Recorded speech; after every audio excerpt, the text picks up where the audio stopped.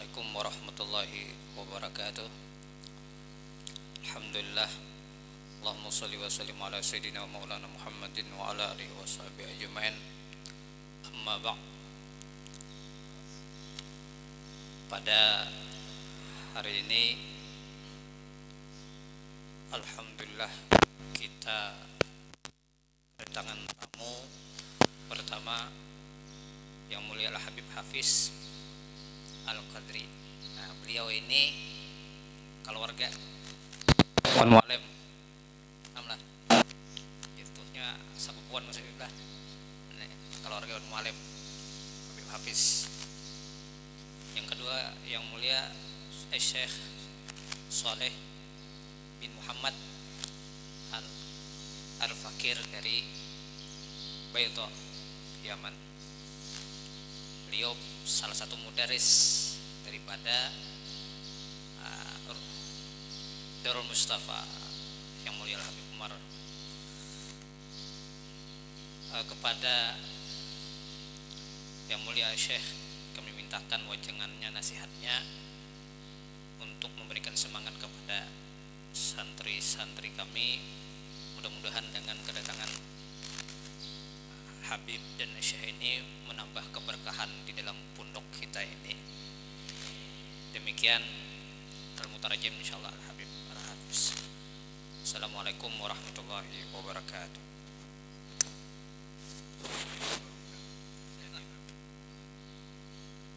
Assalamualaikum warahmatullahi wabarakatuh.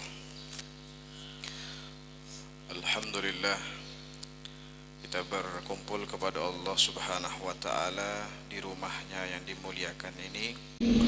Dan sebelum kita mendengarkan nasihat daripada Syekh Saleh bin Muhammad Al-Fakir, ingin ulun sampaikan bahwasanya beliau ini termasuk daripada angkatan ketiga di Darul Mustafa Tarim, ya, satu letting dengan Habib Jamal Ba'agil dan Habib Ahmad bin Jindan. Bahkan beliau ini dari masa kecilnya, umur 9 tahun ke bawah ataupun lebih dari 9 tahun 10 tahunan, itu sudah berjumpa dan bertemu dengan Al-Habib Umar bin Muhammad bin Salim bin Hafid ketika masih di kota Baydha, Yaman. Jadi Al-Habib Umar sebelum menetap di Tarim, ketika ayah beliau diculik, Al-Habib Umar itu tinggal di Baydha belajar dengan Al-Habib Muhammad bin Abdullah Al-Haddar selama 11 tahun. Jadi beliau Syekh Saleh dari kecilnya sudah kenal dan belajar dengan Al-Habib Umar, kemudian melanjutkan pembelajaran ke kota Tarim dengan perantara Al-Habib Ali bin Abdurrahman Al-Jufri. Jadi Habib Ali Al-Jufri yang ngajak beliau ke Tarim melanjutkan untuk belajar di sana bersama Al-Habib Umar. Dan juga Syekh Saleh ini beliau keturunan dari Syekh Umar bin Mubarak yang dikenal dengan sebutan Qati'ul Lisan, orang yang terputus lidahnya. Syekh Umar bin Mubarak ini satu zaman dengan Sayyidina Al-Imam Al-Faqih Muqaddam Muhammad bin Ali Ba'alawi. Jadi Syekh Umar bin Mubarak itu diceritakan secara ringkas ziarah ke Madinah dan memuji Nabi Muhammad di hadapan makam Rasul. Tiba-tiba ada seseorang yang tidak senang, tidak cinta, tidak gemar kepada orang yang berlebihan memuji Nabi. Akhirnya ini orang ingin untuk menjamu Syekh Umar bin Mubarak ke rumahnya. Dan ini cerita pernah diceritakan langsung oleh Sayyidil Habib Umar di hadapan orang banyak. Jadi waktu diundang diajak makan ke rumah ini orang, ternyata bukan ingin diajak makan. Masuk ke dalam rumah dikunci dari dalam, dan kata orang ini, saya paling tidak senang dengan orang yang berlebih-lebihan memuji Nabi. Jadi kamu saya beri dua pilihan. Kamu mau saya tuduh, saya teriaki sebagai maling, atau kamu saya ingin potong lidahnya. Maka kata Syekh Umar bin Mubarak, lebih baik saya dipotong lidah. Maka dipotonglah lidah Syekh Umar bin Mubarak karena beliau gemar cinta memuji Nabi Muhammad. Setelah dipotong lidahnya, dikasih sama itu orang, ke Syekh Umar, ini lidahmu, pergi kamu keluar dari rumah saya. Keluar dari rumah, Syekh Umar bin Mubarak memegang lisannya, bingung mau mengadu ke siapa, tapi tidak ada tujuan di dalam mengadukan apa yang beliau rasakan kecuali kepada Nabi Muhammad. Akhirnya beliau bawa lidahnya ke hadapan Rasulullah, di makam Rasulullah beliau mengeluh di dalam hatinya, mengadu kepada Nabi dengan hati. Kenapa? Karena lidah sudah dipotong. Saking sakitnya rasa dipotong lidah, beliau terlelap tidur. Di dalam tidurnya beliau bermimpi berjumpa Nabi Muhammad SAW. Akhirnya kata Nabi, ya Umar, mana lidahmu yang dipotong tadi? Sini, kasih ke saya. Ketika dikasih ke Nabi Muhammad, kata Rasulullah, buka mulutmu. Setelah dibuka mulutnya, kata Rasulullah, saya sambungkan kembali. Tersambung lidahnya, bangun Syekh Umar dari tidur, dipegang lidahnya seakan-akan tidak pernah terpotong. Tapi di sekitaran mulut ini bekas darah masih ada, tapi lidahnya kembali seperti asal. Ternyata beberapa tahun kemudian Syekh Umar ini kembali ziarah ke makam Nabi. Setelah ziarah, tiba-tiba ada orang datang lagi ingin menjamu. Ketika ikut jalan dengan orang yang ingin menjamu, ternyata apa? Jalannya sama lawan jalan nang semalam. Lalu enak gelisah hati, ajin ditatak pulang lidahku ini, sama jalannya. Sampai ke depan rumah, rumahnya pun sama lawan rumah orang yang menatak beberapa tahun lalu. Orang yang ingin menjamu ini beda orangnya. Maka kata orang ini, jangan takut ya Syekh, tidak akan terjadi kepadamu sesuatu yang pernah terjadi kepadamu beberapa tahun yang lalu. Masuk ke dalam rumah. Sampai masuk ke dalam rumah, ternyata ada satu kandang besar ditutup dengan tirai. Ketika dibuka tirainya, ternyata ada monyet seukuran manusia. Monyet seukuran manusia, sudah melihatlah. Monyet seukuran manusia. Kaget Syekh Umar, makhluk apa ini? Monyet ganalnya kayak manusia. Kata orang ini, ya Syekh, jangan takut. Kenalkah kau dengan orang ini? Kata Syekh Umar, saya tidak kenal. Ini adalah ayahku yang pernah memotong lidahmu beberapa tahun lalu. Allah kutuk dirinya, Allah rubah wujudnya karena memotong lidah yang dicintai oleh Nabi Muhammad. Karena sebab itulah aku pun tidak mengikuti jalannya. Ini Syekh Umar melihat orang dikutuk jadi monyet gara-gara dirinya sedih ya. Kembali Syekh Umar ke makam Rasulullah, minta agar dirubah kembali menjadi manusia. Ternyata Rasulullah tidak mau, dan akhirnya orang yang tadi memotong lidah Syekh Umar setelah dirubah jadi monyet beberapa hari kemudian wafat. Ini Syekh Umar bin Mubarak, jaddu min ajdadih, salah satu dari kakek beliau. Jadi kita insyaallah di hari ini ngambil faedah, ngambil mutiara ilmu, dan ngambil semangat untuk lebih bersemangat di dalam menuntut ilmu. Insyaallah fa'ala syekh falyatafaddal mashkura. Allahumma salli ala Muhammad.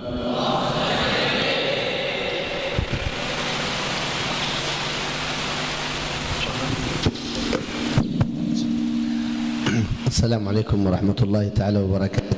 Waalaikumsalam. Allah. Alhamdulillah. Wa nusalli wa nusallim ala habibina Rasulillah wa ala alihi wa sahbihi wa man walah. Allahumma lakal hamdu syukra wa lakal mannu fadla wa anta rabbuna haqqa wa nahnu abiduka rigga wa anta lam takul lidhalika ahla. Wa nusalli wa nusallim ala man la nabiyya ba'da sayyidina Muhammadin wa ala alihi wa sahbihi. Amma ba'd. جمعنا الله وإياكم تزاورا في الله وتآخٍ في الله وتعارفا من أجل الله سبحانه وتعالى. Beliau mulai nasihatnya dengan melantunkan pujian dan salawat dan salam kepada Nabi Muhammad SAW, dan beliau mengatakan kita bersyukur kepada Allah yang telah mempertemukan kita di dalam ziarah dan pertemuan ini karena Allah dan untuk Allah Subhanahu wa taala. Min akbar an-ni'am an naktab طلاب للعلم. طلاب العلم هم أحباب الله. طلاب العلم هم أحباب رسول الله صلى الله عليه وسلم وبارك عليه وعلى آله. Di antara nikmat yang besar kata beliau ialah dipertemukannya kita dengan para penuntut ilmu, dengan orang-orang yang mencintai Allah, dengan orang-orang yang dekat dengan Allah dan Nabi-Nya Muhammad sallallahu alaihi wasallam. ما شاء الله شاهدنا في هؤلاء الطلاب من السكينة والوقار والأدب والخشية ما شاء الله الحمد لله. هذه نعمة من الله سبحانه وتعالى أن توجد هذه الآداب وهذه الأوصاف في طلاب العلم. Kata beliau, sekarang saya telah saksikan dari setiap santri yang ada di sini akan ketenangan, kemuliaan dan adab yang indah dari setiap mereka. Ini adalah nikmat yang luar biasa ketika adanya para penuntut ilmu yang disertai dengan adab dan akhlak yang mulia. فالعلم مع الأدب لا فائدة في ذلك. Karena ilmu من غير أدب ليس في فائدة. Karena ilmu kalau tidak disertai dengan adab, kata beliau, tidak ada faedahnya sama sekali. والأدب من غير علم له فائدة كبيرة. Akan tetapi adab, al-adab من غير علم له فائدة كبيرة. Tapi kalau adab tanpa disertai ilmu masih ada faedahnya, kata beliau. لكن الجمع بين العلم والأدب هي الرقية. Akan tetapi dipersatukannya dan dikumpulkannya antara adab dengan ilmu ini adalah sesuatu yang tinggi dan mulia di sisi Allah. فالحمد لله أنتم في هذا المكان المبارك في هذا الجو العظيم المبارك السكينة والوقار والهدوء متفرغين لله متفرغين لشريعة رسول الله صلوات ربي عليه. Alhamdulillah, kata beliau, kalian semua sekarang berada di dalam suasana lingkungan yang penuh ketenangan dan kedamaian. Ditambah lagi dengan ketenangan dan kedamaian tersebut, kalian fokus dalam ibadah dan menuntut ilmu Nabi Muhammad SAW. تهيأ لكم المكان الحمد لله، تهيأ لكم الجو ليس مزعج، هدوء، تهيأ لكم المدرسين، تهيأ لكم كل شيء، فقط هيئوا أنفسكم. Kata beliau, kita ini sudah lengkap, Masya Allah. Tempatnya Alhamdulillah sudah lengkap, bahkan suasana lingkungannya pun lengkap, bahkan mudarrisinnya pun lengkap. Maka kata beliau, yang tersisa apa? Lengkapi diri kita untuk menuntut ilmu di tempat ini. فلا تدع وقت من أوقاتك يضيع في هدر في غفلة. لا. Maka jangan sampai kita sia-siakan waktu dari waktu kehidupan kita ini berlalu dalam keadaan lalai dan dalam keadaan tidak menghasilkan ilmu. ولا تدع الشيطان يتدخل في شؤونك هنا. لا. Maka dan jangan biarkan syaitan itu ikut campur di dalam urusan kita belajar di tempat ini. لأن الشيطان عدو طالب العلم. Karena yang namanya syaitan itu adalah musuhnya para penuntut ilmu. أشد ما يخاف منه الشيطان طلاب العلم. Seseorang yang paling ditakuti syaitan itu adalah para penuntut ilmu, kata beliau. قال صلى الله عليه وسلم لفقيه واحد أشد على الشيطان من 1000 عابد. Bahkan Rasulullah SAW pernah mengatakan seorang yang alim, yang paham tentang agama itu lebih sulit, lebih susah untuk digoda oleh syaitan dibanding 1000 ahli ibadah. ولا يكون طالب العلم من الطلاب المتمكنين المحبوبين المخلصين عند الله حتى يجمع بين التزكية وبين العلم. Dan tidaklah dianjurkan bagi seorang penuntut ilmu itu yang benar-benar menuntut kecuali menggabungkan antara ilmu dengan tazkiyah, pensucian jiwa dan dirinya. فالعلم بلا تزكية فسق والعياذ بالله. Ilmu tanpa disertai pensucian hati jiwa kita itu akan menghasilkan kefasikan di dalam diri. والتزكية من غير علم زندقة والعياذ بالله. Akan tetapi pensucian diri kalau tidak dilandasi ilmu akan menjadikan kita orang zindik, orang yang jahat, orang yang jauh dari kebenaran. لكن طالب العلم يجمع بين العلم وتلخيص العلم وحفظ العلم وتحقيق العلم مع اهتمام بباطنه واهتمام بقلبه. Akan tetapi seorang penuntut ilmu, kata beliau, itu fokus di dalam menuntut ilmunya, menghafal ilmunya dan menyempurnakan ilmunya disertai dengan memperhatikan keadaan hatinya. أنا زرت معاهد كثير. الفقير زرت معاهد كثير. أهم شيء ترجمة. هنا بس خلص. نقل ترجمة أهم. لا بس عشان الفقير زرت معاهد كثير سواء في ماليزيا أو في إندونيسيا، لكن سبحان الله وجدت هنا أغلب الطلاب معهم قلم ويكتبون. هذه من أكبر النعم. Kata beliau, saya ini sudah banyak mendatangi pondok-pondok baik itu di Indonesia ataupun di Malaysia, tapi subhanallah di pondok ini jelas berbeda, sangat istimewa. Kenapa? Karena setiap santri sudah siap dengan pulpen dan bukunya. فالذي يدخل إلى الحلقة أو مجلس التعليم لا يوجد معه قلم ولا دفتر يقيد فيه من الفوائد والمسائل كأنه يدخل إلى معركة من غير سلاح. Orang yang duduk di majelis ilmu tanpa dengan tanpa disertai dengan pulpen dan buku, itu seperti orang yang masuk dalam peperangan tidak membawa pedang. هل رأيتم أحد يدخل إلى معركة فيها دماء وتقطع الرؤوس فيها من غير سلاح؟ ما شاء الله. هذا مدير. كيف حالك؟ خير. الله يحفظك. الله يبارك فيك. أهلا وسهلا. الله يحفظك.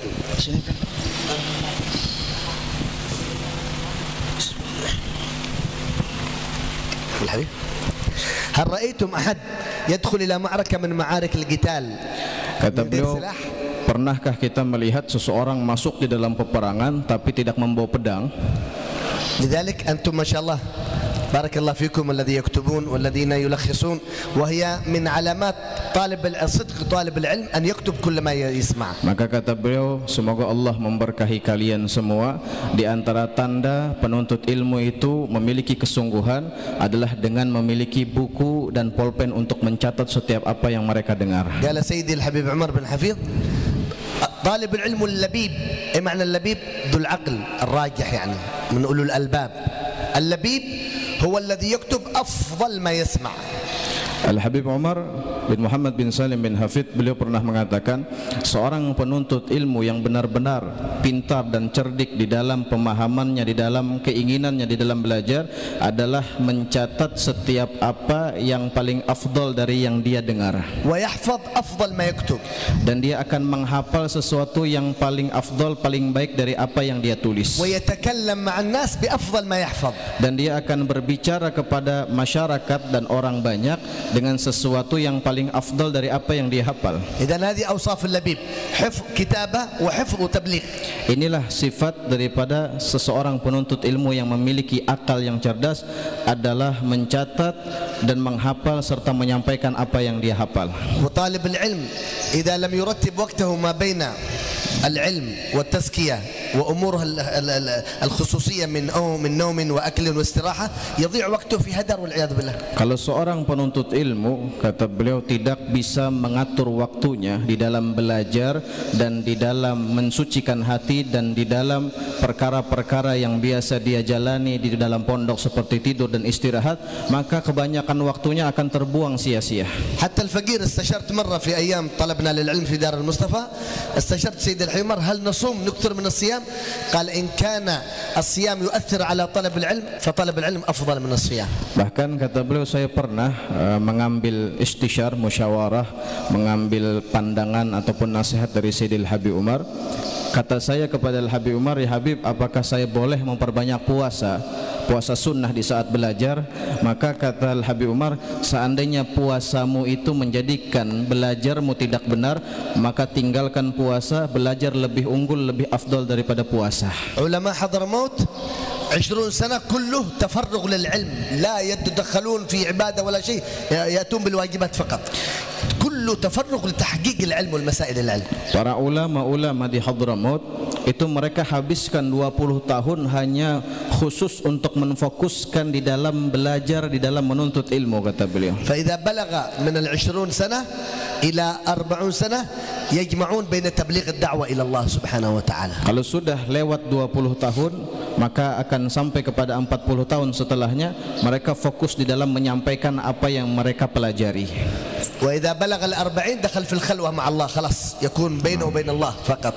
Tapi kalau sudah masuk 40 daripada umurnya, mereka masuk di dalam khalwah, hanya berdua-duaan dengan Allah di dalam ibadahnya. فأنتم في هذا العمر البسيط أغلبكم ما شاء الله في سن ما قبل 20 أو زيادة على 20 قليل، هذا وقت التعلم، هذا سن التعلم الحقيقي. Dan kalian, kata beliau, yang di sini mungkin rata-rata umurnya di bawah 20 tahun ataupun ada yang yang lebih dari 20 tahun sedikit, ini adalah umur yang harus kita fokuskan di dalam menuntut ilmu agama. قال سيدي الحبيب عمر قال الولد من سن 7 سنوات عقله وقلبه مفتوح كل شيء يدخل يحفظ من إلى سن 15 سنة يبدأ ينغلق قليل حتى 18 سنة 20 سنة قال 25 سنة ضيق مع تدخل معلومة إلا بقوة لأنه قد تزوج وقد فكر في الزواج فكر في العمل ما عاد يقدر يحفظ خلاص. Kata Habib Umar, orang itu kalau umurnya 7 tahun sampai 15, akal dan hatinya itu terbuka dengan luas. Tapi kalau sudah lewat 15 tahun itu akan mulai menutup, apalagi lewat 20 tahun, nah sudah. Ini kalau ingin memasukkan sesuatu harus dipaksa. Kenapa? Karena sudah pikirannya macam-macam, hendak kawin, hendak ini, hendak itu. فالآن أنتم في تفرغ الحمد لله، لا توجد زوجة ولا يوجد أولاد ولا يوجد أنت تبحث عن أكل للأولاد ولا شيء من أمور الأسرة، أنت متفرغ لتحقيق العلم وشرب العلم. Ini kata beliau, kita semua di sini kada yang bisi anak ataupun sudah kawin yang belajar di sini kan. Jadi ini kesempatan untuk benar-benar fokus di dalam menuntut ilmu. Tapi kalau sudah nanti kawin segala macam, kada kau lagi fokus di dalam menuntut ilmu. Nabi SAW يقول اغتنم 5 قبل 5. Rasulullah SAW mengatakan perhatikan 5 perkara sebelum datangnya 5 perkara. شبابك قبل هرمك. الآن أنتم في سن الشباب. إذا وصلت إلى سن 60 سنة تريد تتعلم ما عاد تدخل معلومة خلاص. Ya, ini apa? Perhatikan, jagalah masa mudamu sebelum datang masa tuamu. الآن سن الحفظ، سن المطالعة، سن تحقيق العلم هذا. Ini sekarang umur-umur kalian adalah umur di saat kalian menggunakan untuk menghafal, untuk belajar agama, untuk mengulangi apa yang kalian pelajari. وفراغك قبل شغلك. Adapun yang kedua, perkara yang harus kita perhatikan adalah waktu kosong sebelum datangnya waktu sibuk. Alhamdulillah antum الآن متفرغين. لماذا أنتم هنا؟ ماذا تريدون؟ فراغ لكم الوقت كله حقق وطالع واحفظ. Alhamdulillah, kata beliau, sekarang kalian ini berada dalam masa waktu yang penuh dengan kekosongan, penuh dengan waktu yang dapat diisi dengan kebaikan. Maka kata beliau, kalian di sini untuk apa? Untuk belajar. Maka perhatikanlah pembelajaran tersebut. وصحتك قبل سقمك. أنت الآن في نعمة، في عافية، في صحة، تأكل وتنام وأنت في عافية. الآن اغتنم هذا الوقت في وقت الصحة. إذا دخلت المستشفى تقول يا ليتني اغتنمت أيام الصحة. Bahkan apa? Perkara ketiga yang harus kita perhatikan adalah masa sehat sebelum datangnya masa sakit. Kalian semua di sini alhamdulillah, kata beliau, sehat semua. Maka terus belajar. Nanti kalau sudah masuk rumah sakit baru punya keinginan untuk belajar di masa-masa sehat yang telah lalu. واغتنم حياتك قبل موتك. Adapun perkara yang keempat, perhatikan masa hidupmu sebelum datang kematianmu. لو سألتم جميع أهل القبور في العالم كله، أهل القبور ماذا تريدون إذا رجعتم إلى الدنيا؟ ما يريدوا سيارات، لا، ولا عمارات، ولا يريدوا أموال. نريد نرجع إلى طلاب العلم. Bahkan kata beliau, seandainya nih bebuhan pian bisa betakon bepandaron ahli kubur, takuni ahli kubur, seandainya kalian mampu hidup kembali ke dunia, maka kata beliau pasti mereka akan mengatakan, saya ingin hidup kembali ke dunia untuk belajar agama, tidak untuk beli mobil, tidak untuk membangun istana yang megah, tidak. Tapi orang-orang yang ada dalam kubur kalau ditanya ingin hidup kembali, pasti mereka ingin belajar agama seperti kalian. واحذروا أن يدخلكم اليأس من طلب العلم. Dan berhati-hatilah.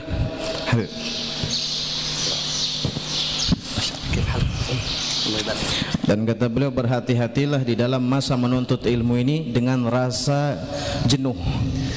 اليأس هذا يهدم همة الإنسان. Karena rasa jenuh ini akan menghancurkan semangat seorang manusia. سيدنا الإمام أحمد بن حجر الهيثمي صاحب تحفة المحتاج في شرح المنهاج، أكبر كتاب في الفقه. الإمام ابن حجر الهيثمي صاحب الكتاب Tuhfatul Minhaj, seorang ulama besar di dalam bidang fikih. كان في وقت طلبه للعلم في حلقة لكن كان فهمه بسيط، لا يفهم بسرعة ولا يحفظ بسرعة، حتى كل الطلاب يستهزئوا به، أنت غبي، أنت بليد، أنت. Ini Ibn Hajar ketika belajar orangnya susah paham, lambat untuk memahami ilmu. Bahkan tidak sedikit dari teman-temannya yang mengejeknya, yang mengatakan engkau bodoh, engkau tidak pintar. كل يوم الطلاب يعيبوه، أنت اذهب أنت من أهل الشارع، أنت هذا لرعي الغنم أحسن، أنت ما تفهم، أنت غبي.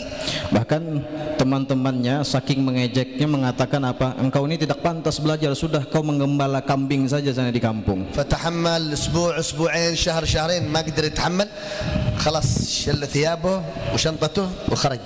Akhirnya beliau pun mencoba bersabar seminggu 2 minggu, tapi tidak mampu bersabar dari cacian makian temannya. Akhirnya beliau pun mengambil pakaian pulang dari pondok tempat belajar. في أثناء طريقه من المعهد هذا إلى البيت مسافة بعيدة جدا، في أثناء الطريق يريد يشرب ماء من البئر. Akhirnya ketika di dalam perjalanan pulang yang cukup jauh, beliau ingin minum dari satu sumur. فلما أخذ الماء من البئر في الزمن الأول كان يربطون دلو بلدي في الحبل، ثم يوصل الدلو إلى الماء ثم يخرج الماء يشرب من الماء أو يتوضأ. Orang dahulu kalau mau minum itu menurunkan ember ke dalam sumur dan diambil air dari sumur kemudian diminum. فلما شرب وكمل الشرب نظر إلى الحجر فإذا بالحبل قد قطع الحجر مقطوع نصفين بسبب مرور الحبل. Ketika Imam Ibn Hajar ingin mengambil air di dalam sumur ini, terlihat olehnya tali yang menarik daripada ember itu karena keseringan ditarik menjadikan batu yang dilewatinya ini terbelah menjadi 2. Ada bagian belahannya. سأل نفسه أين أقوى الحجر أم الحبل؟ Maka dirinya pun menanyakan kepada dirinya, ini yang lebih kuat mana, tali atau batu? الحجر أقوى. Pasti batu lebih kuat. لكن الحبل قطع الحجر. Akan tetapi yang terjadi malah sebaliknya, tali mampu membelah batu. سأل نفسه لماذا الحبل قطع الحجر؟ Maka dia pun bertanya lagi kepada dirinya, kok bisa tali membelah batu? لأنه كل يوم لم ييأس، كل يوم يطلع وينزل، كل يوم يطلع ينزل.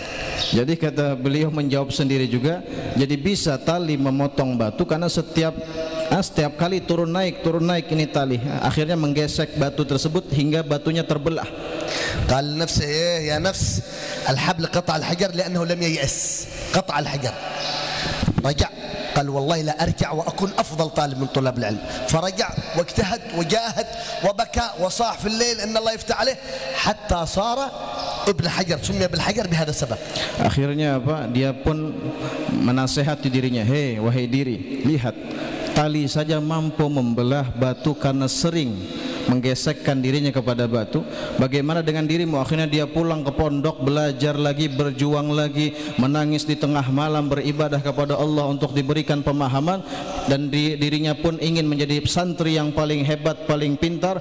Maka jadilah beliau Imam Ibn Hajar. أكبر كتاب في الفقه في فقه الإمام الشافعي في شرح المنهج تحفة المحتاج. Bahkan kitab yang paling afdal, yang paling istimewa di dalam masalah fikih itu adalah kitabnya Imam Ibn Hajar. إذا دخلكم شيء من اليأس أو الضيق أو شيء من أسباب الكسل تذكر أنك إن شاء الله بعد سنوات معك معهد مثل هذا إن شاء الله. Maka kata beliau, seandainya nih dari kalian terkadang ada rasa jenuh, maka bicaralah kepada diri kalian. Setelah beberapa tahun yang akan datang, kalau kau berjuang benar-benar di dalam menuntut ilmu, kalian akan memiliki pondok yang Masya Allah luar biasa seperti ini. وتعاونوا مع بعضكم البعض، الذي هو يحفظ سريع يساعد صاحبه الذي لا يحفظ سريع، يراجع مع صاحبه الذي يفهم قليل، يراجع مراجعة، تعاونوا على البر والتقى في هذا المكان. Dan juga kata beliau, jangan lupa untuk saling tolong menolong sesama santri penuntut ilmu. Yang hafalannya kuat membantu yang hafalannya kurang kuat. Jangan sampai sibuk dengan diri sendiri masing-masing, akan tetapi jangan lupakan tolong menolong di dalam menuntut ilmunya Nabi. فإن من أسباب العلم اللدني والحصول عليه مساعدة طلاب العلم في تحصيل العلم. Karena di antara penyebab orang diberikan ilmu laduni itu adalah peduli dan membantu sesama temannya di dalam menuntut ilmu. فنسأل الله أن يبارك لكم في أوقاتكم في هذا المعهد إن شاء الله بركة شاملة، ويجعلكم إن شاء الله قرة عين للنبي محمد صلى الله عليه وسلم، ويسعدكم سعادة أبدية. آمين. بارك في المدرسين وفي القائمين وفي المدير وفي الساكنين وفي هذا المكان والإدارة إن شاء الله بركة شاملة جالبة لخيرات الدنيا والآخرة، مصرفة وصارفة لشرور الدنيا والآخرة. افتح عليكم فتوح العارفين ويجعلكم إن شاء الله من العلماء العاملين ويجعلكم إن شاء الله من مفاتيح للخير مغالق للشر. وصلى الله على سيدنا محمد وعلى آله وصحبه وسلم والحمد لله رب العالمين. Kita mungkin minta sedikit dari Syekh kisah para habaib ketika menuntut ilmu di Tarim seperti apa. Jadi kita ini punya contoh panutan untuk bisa mengikuti mereka lah gurulah. Syekh Saleh mungkin ihkil lahum hikayat al-habaib al-kibar fi ayyam talabihim مثل الحبيب محمد بن عبد الله الحدار وغيره. قصص العلماء في حضرموت إذا تذكرناها سبحان الله تزيد الهمة والشوق إلى الله سبحانه وتعالى. Kisah-kisah para ulama di Tarim di Hadramaut itu kalau kita dengar dan kita baca akan menambah semangat di dalam diri kita untuk beribadah dan menuntut ilmu. الحبيب محمد الهدار كان فيه 17 مرض، السكر فيه، الضغط فيه، يوجد معه كلوة واحدة فقط، واحدة من الكلى فقط. في شيء من الضغط في القلب، مريض أمراض 7 أمراض فيه، لكن في وقت طلبه للعلم ما يتكاسل عن شيء أبدا. Al-Habib Muhammad bin Abdullah Al-Haddar, mertua Al-Habib Umar, itu di dalam dirinya terdapat 17 penyakit. Tapi kalau sudah belajar tidak ada lagi rasa sakit yang beliau rasakan. Bahkan dikatakan beliau ini punya ginjal cuma 1. Jadi kalau sudah belajar tidak ada lagi rasa sakit daripada kelezatannya beliau belajar agama. حتى كان عليه رحمة الله ساكن في الغرفة الذي هو فيها، كان في رباط تريم الغرف كل واحد في غرفة خلوة مع الله في الغرفة. Jadi ketika beliau belajar di Ribat Tarim tempat Habib Abdullah Syatiri, itu setiap santri punya kamar mas sendiri-sendiri. Nah, jadi satu orang itu di kamar sorangan belajar, kada ada bakawan. Kalau di Ribat Tarim khusus. مشى من البيضاء إلى تريم أكثر من 2000 كيلو على الحمار لأجل يطلب العلم. Beliau berangkat dari kota Baydha ke Tarim itu kurang lebih perjalanan 2000 km. Menggunakan apa? Pakai keledai. Berangkat ke Tarim pakai keledai gasan belajar agama di pondok Ribat Tarim. La sayyara wala ta'ira wala bahr wala safina wala syai. Kada pakai mobil, kada pakai pesawat, kada pakai kapal, pakai keledai. Akthar min syahr wa huwa yamshi fi at-tariq hatta wasal ila Tarim. Berjalan menggunakan keledai ini lebih dari sebulan untuk datang ke Tarim belajar agama. Karena kullama wasal qaryah jalas wa dhakkara an-nas bit-taqwa wa dhakkara an-nas wa yajma' an-nisa lwahdahunna intabihi li salatik intabihi lil wudu wal ghusl janabah wal haid wal nifas wa yatadhakkar kull ma yusalli qaryah. Jadi dalam masa perjalanan sebulan lebih ini beliau ingin belajar lagi di Ribat Tarim. Itu sempat-sempatnya beliau singgah di beberapa kampung berdakwah menyampaikan apa yang sudah beliau miliki. Hatta wasal ila Tarim. Akhirnya sampai ke Tarim beliau. فلما وصل إلى تريم دخلوا في الغرفة هذه 4 سنوات لم يعرف من ساكن بجانبه. Bahkan 4 tahun belajar di Ribat Tarim, kada tahu siapa kawan nangguring di higa kamarnya. Kada tahu higa mehiga ni kada tahu. Sibuk dari kamar ke musola, kamar ke musola. Akluh al-aruz min laysa matbukh. Akluh al-aruz ma'al ma'. Makannya pun nasi itu bukan yang dimasak, jadi beras itu dicampur dengan air. Makan dalam masa belajar menuntut ilmu mujahadahnya. سألوه لماذا لا تطبخ الأرز؟ قال ضيع وقت طبخ الرز يضيع الوقت كله علي وأنا أطبخ. Jadi mungkinlah zaman beliau itu kalau makan masak sorangan. Jadi ditanya kenapa pian kada masak? Jadi kata Sidin, aku kada ada waktu gasan masak nasi, sibuk dengan ilmu belajar. قال فيها طيب أنت تأكل قليل؟ قال هي لقيمات فقط. نحن نضع لقيمات هنا وعلى الله النبات هو الذي يقوينا الله. هذا المال سبب فقط. Akhirnya ada beberapa orang nyuruh makan banyaki. Kata Habib Muhammad bin Abdullah Haddar, saya makan sedikit, sisanya saya serahkan ke Allah. Allah yang memberikan kekuatan meskipun sedikit yang dimakan. ما في مراوح ولا مكيفات. Zaman beliau kada ada kipas angin, kada ada AC. حر تريم أشد من حر إندونيسيا. Panasnya kota Tarim itu lebih dahsyat, lebih hebat dibanding panasnya Indonesia. مثل مكة بالضبط. Seperti Mekah kurang lebih. شديد الحرارة والرجل في غرفة يغتسل ثيابه كلها من العرق ولا يبالي يأتي اليأس ولا الكسل. لا لا لا. Jadi ketika orang-orang yang belajar di Ribat Tarim ini sendiri-sendiri di kamar, saking panasnya itu mandi dengan air paluh. Mandi dengan air paluhnya sendiri saking panasnya, tapi tidak peduli biar berkeringatan seperti apa, tetap belajar menuntut ilmu agama. سافر من البيضاء مثل هذا، مثل اندونيسيا، من الاشجار والجو البارد وامور طيبه الحمد لله. سافر الى تريم، لا مروحه لا مكيف لا اكل طيب، بعيد من امه وابوه ولا يأس. Jadi Baydha, tempat asal beliau itu ya cuacanya kurang lebih kayak kita di Indonesia ini, dingin ya, ada hujannya. Berangkat dari Baydha, tempat yang dingin, ke Tarim Hadramut, belajar sendirian tanpa ada keluarga dan orang tua di sana. لكن سبحان الله لما صبر وعادوا مع ذلك كله يراجع قبل الدرس حقه، مثلا بعد الفجر معه درس، يراجع قبل الدرس 15 مرة وبعد الدرس 18 مرة. Bahkan beliau ini mengulangi pelajarannya sebelum belajar belajar yang baru itu sebanyak 15 kali. Jadi misalnya habis subuh belajar, jadi sebelum subuh mengulangi pembelajaran yang sudah lalu 15 kali. Setelah belajar mengulanginya berapa? 25 kali. فلا يخرج من الدرس إلا وهو فاهم حافظ متوسع في هذا الفصل. Bahkan tidaklah beliau keluar dari halaqah tempat belajarnya kecuali benar-benar paham, hafal atas apa yang dipelajari dan benar-benar memiliki pemahaman yang luas dari apa yang dipelajari. جميع الطلاب الذي معه يراجعوا في المصلى تحت إلا هو يراجع فوق. Jadi semua santri itu kan ketika di Ribat Tarim belajar di musalla bawah, mengulangi pelajarannya. Tapi kalau Habib Muhammad Al-Haddar mengulangi pelajarannya di atas loteng, di atas genteng. يا ليت أنه يراجع في مكان مستقيم، لا يراجع فوق هذا الجسر، هذا السور يراجع فيه، يجلس ومعه كتابه، من هنا هاوية ومن هنا هاوية. Jadi Habib Muhammad Al-Haddar ini belajar bukan di atas genteng yang beratap ini kada. Artinya tuh di ujung dari bangunan. Kalau depannya ini kosong, sampingnya kosong, kirinya kosong, belakangnya kosong, artinya kalau belajar ini mengantuk, habis sudah gugur ke bawah. وهذا فقط ممكن أكثر من شبر قليل سعة هذا العمود. Bahkan itu tiang yang diduduki Habib Muhammad Al-Haddar tidak kurang dari 1 jengkal aja, sedikit halus. سألوه العلماء يا بتسكت؟ قال أنا متعمد أراجع هنا. لماذا؟ قال لأني في المصلى يغلبني النعاس، لكن هنا كلما فكرت بالنعاس تذكرت أني أسكت ما يأتي النعاس. Jadi ada beberapa guru memadahi sidin, kamu murojaah di situ mendabuk mana ke bawah di musola. Jadi Habib Muhammad Al-Haddar mun ulun murojaah di musola temat-temat mengantuk.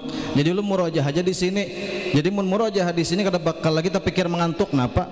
Ke muka gugur, ke belakang gugur, ke kanan gugur, ke kiri gugur. Jadi kada lagi ngantuk di dalam memotolahi pelajaran. هذا كان حالهم حتى حقق العلم وصار من 300,000 مفتي من طلاب الحبيب عبد الله الشاطري. Nah, ini keadaan Habib Muhammad Al-Haddar di saat belajar. Beliau benar-benar mentahqiq ilmunya, bahkan beliau menjadi daripada salah satu 300.000 mufti yang ada di Baydha. لذلك خذوا قدوة من هؤلاء الرجال، وإن شاء الله لا تعملوا أنكم تراجعوا في هذا العمود، لا ممكن تسقط ولا شيء، لا يعني رتب وقتك للمراجعة ويكفي بس. Makanya kata beliau, ambil contoh panutan dari orang-orang seperti ini, tapi jangan diambil yang contoh anak belajar di atas tihang tadi, haro gugur berataan ya nak. Tapi yang diambil apa? Semangatnya mereka dalam belajar itu yang diambil. Jangan hendak duduk di atas tihang itu. Nasallahu yanfa'na biqisas salihin insyaallah. Semoga Allah memberikan manfaat kepada kita dengan kisah-kisahnya orang soleh. Jazakumullah khair. Syekh, jazakumullah khair jazak. Sedikit. Alhamdulillah para santri kita dengarkan tadi paparan dari Syekh bagaimana himahnya, semangatnya orang-orang belajar. Memang dari zaman ke zaman, dari kami di Mertapura dulu juga sekian murid itu yang jadi. Kalau kita hitung dari teman-teman itu yang keluar setahun itu 200, yang 10 yang jadi itu pulang kampung itu yang berhasil. Memang yang himahnya belajar yang kuat. Jadi yang peduli jangan istilah Banjar, jangan mahiri kawan pangulir. Sekarang itu banyak mahiri kawan pangulir. Mau untungnya selalu jangan belajar guringnya aja. Ini yang perlu dijaga. Nah, jadi di mana kau belajar? Waktu himah. Itu dulu guru sekompol itu pesan gitu juga. Malah zaman beliau itu kata beliau wiritan itu setelah wiridus salah itu kira atau jurumiyah. Jadi bil berjamaah. Para santri baca kira itu berjamaah. Al-kalam wal lafzum murakkab mufid bi ba'd wa sana. Ini orang dulu gitu. Jadi ilmu. Saya terima kasih kepada Syekh. Kita sudah dapat paparan. Zaman kita sekarang ini zaman untuk menghafal, belajar ilmu. Nah, jadi kalau 40 kayak kami sudah umur lebih 40. Udah lagi ini nahu kada diputar lagi nahu. Mengatakan nahu yang dahulu aja lagi. Kan putarnya lain sudah. Bagaimana pondok, belajar, mengajar, amal. Itu belajar, mengajar, amal, beribadah. Bukan masanya lagi. Paling masalah mikiran pondok aja bang. Otaknya ke pondok bagaimana merancang. Kemudian itu jangan jadi dunia jadi akhirat. Udah itu aja. Jadi ini semangat. Paling 10 tahun lagi di sini belajar. Jadi alhamdulillah tadi paparan Syekh bagaimana tata tertib belajar itu luar biasa itu. Nah, jadi semangat pulang belajar. Ini kebetulan mungkin teman-temannya masih banyak datang. Ini separuh dari santri ini baru. Kurang dari separuh. Jadi terima kasih. Mungkin doa ya, selesai aja. Antum menambah kasih enggak? Kita anukan kadang ulung qasidah Syekh Abu Bakar bin Salim ya. Ya Maula Ainad khatirak ma'ana ya Maula Ainad khatirak ma'ana ya عظيم الجاه لا تضيعنا يا عظيم الجاه لا تضيعنا يا مولى عينان خاطرك معنا الله يا مولى عينان خاطرك معنا يا عظيم الجاه لا تضيعنا يا عظيم الجاه لا تضيعنا سلبت ليلى مني العقل سلبت ليلى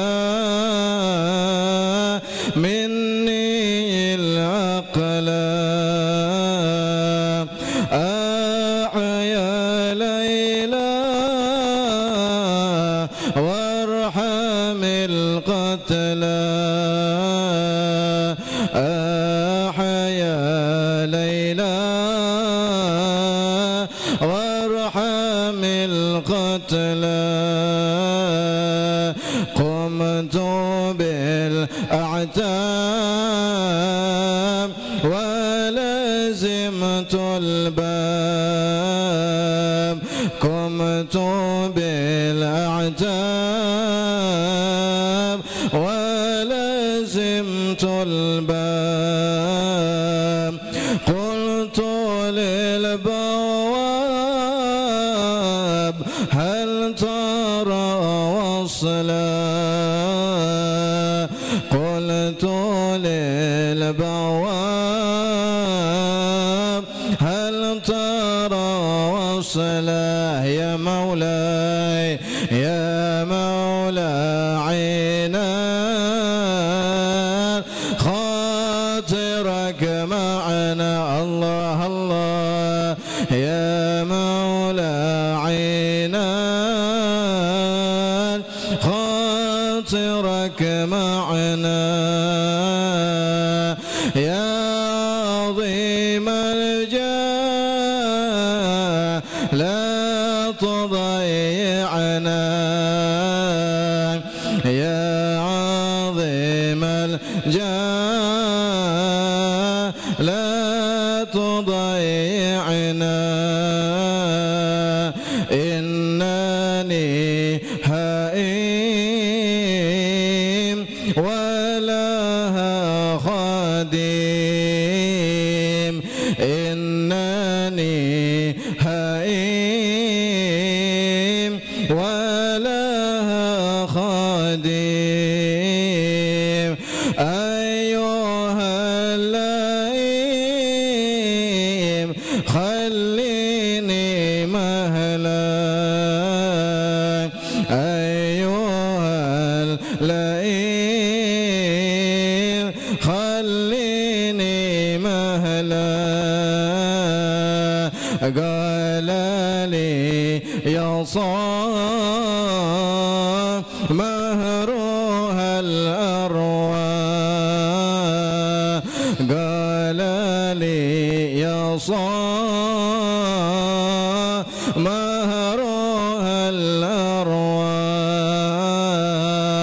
كم محب راه يعشق القتلى كم محب راه يعشق القتلى ربي فانفعنا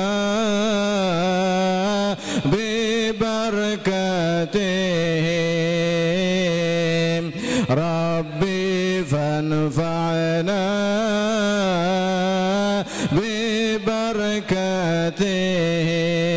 ببركاتهم واهدنا الحسنى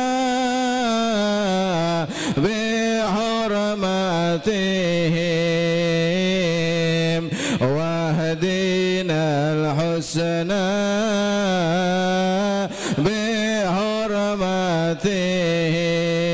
بحرماتهم وأمتنا في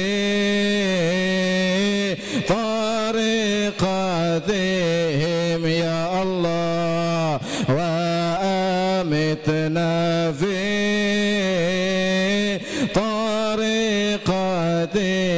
طريقتهم ومعافتهم من الفتن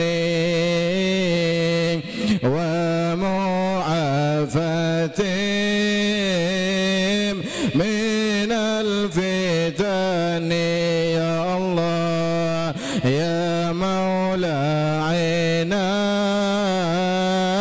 خاطرك معنا الله الله يا مولانا خاطرك معنا يا مولاي يا عظيم الجاه لا تضيعنا يا عظيم الجاه لا تضيعنا اللهم صل وسلم وبارك عليه وعلى آله. Insyaallah kita berharap semoga dengan qasidah tawassul kepada Syekh Abi Bakar bin Salim Allah izinkan, Allah takdirkan guru mulia Sayyidil Habib Umar bin Muhammad bin Salim bin Hafid bisa datang ke pondok ini ya. Insyaallah kadada yang mustahil berkat pada Tuan Sidin. Insyaallah pada Tuan Sidin yang ngasih isyarah Muftim, ini contohnya pula Al-Syekh Abu Bakar sudah ada di sini. Nurun min anwarih. Insyaallah minnukum habaib, minnukum insyaallah.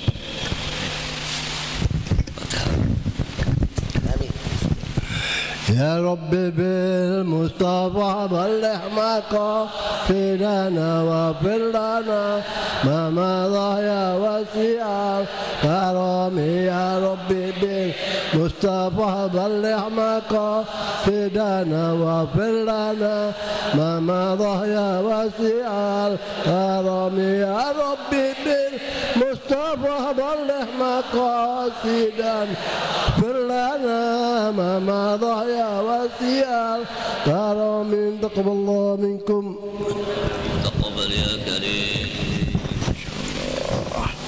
Alhamdulillah hampir sehat. Ada suatu tamu ini Om Mulyan lancak di meja baru. Masya Allah, alhamdulillah. Ya pertama kali tamu pian.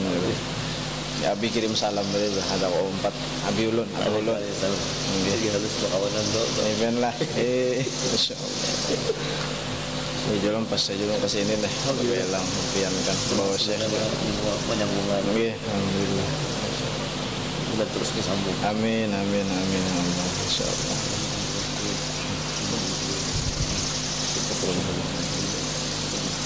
Gimana kalau sana? Ya, sampai jalan ya. Ada Bapak berjalan gratis nyaman menikmati suasana pondok. Ya, amin, amin insyaallah. Bismillah.